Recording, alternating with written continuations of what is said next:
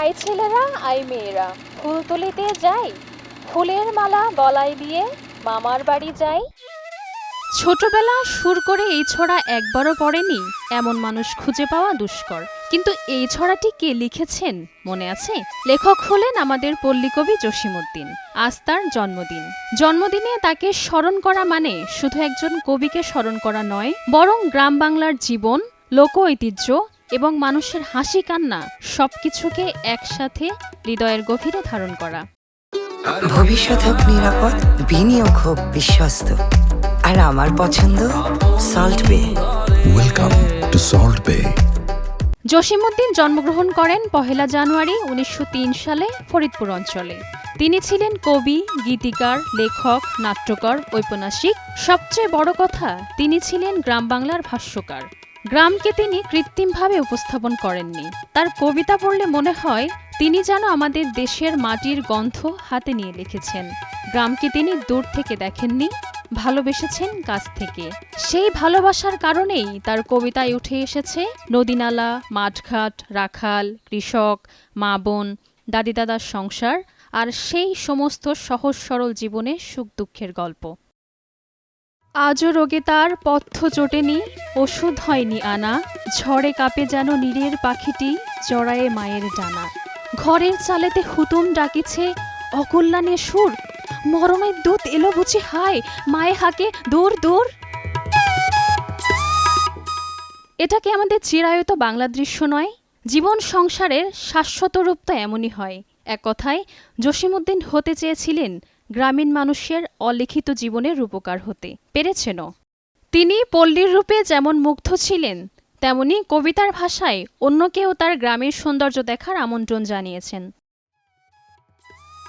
তুমি যাবে ভাই, যাবে মোর সাথে, আমাদের ছোট গায়ে, গাছের ছায়ায়, লতায় পাতায়, উদাসী বনের বায়।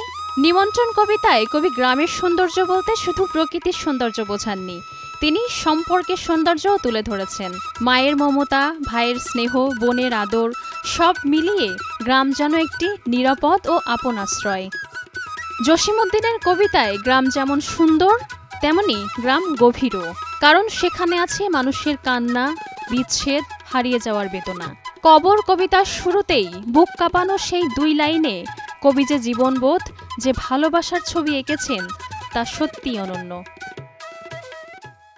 এইখানে তোর দাদির কবর, ডালিম গাছের তলে, ৩০ বছর ভিজায় রেখেছি ২ নয়নের জলে।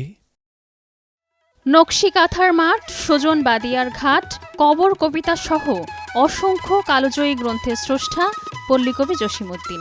উল্লেখযোগ্য গানগুলোর মধ্যে রয়েছে কাজল ভোমরা রে, আমার সোনার ময়না পাখি, আমার হাড় কালা করলাম রে, আমায় ভাসাইলি রে, আমায় এত রাতে, নদীর কুল নাই কিনার নাই, রঙিলা নায়ের মাঝি ইত্যাদি।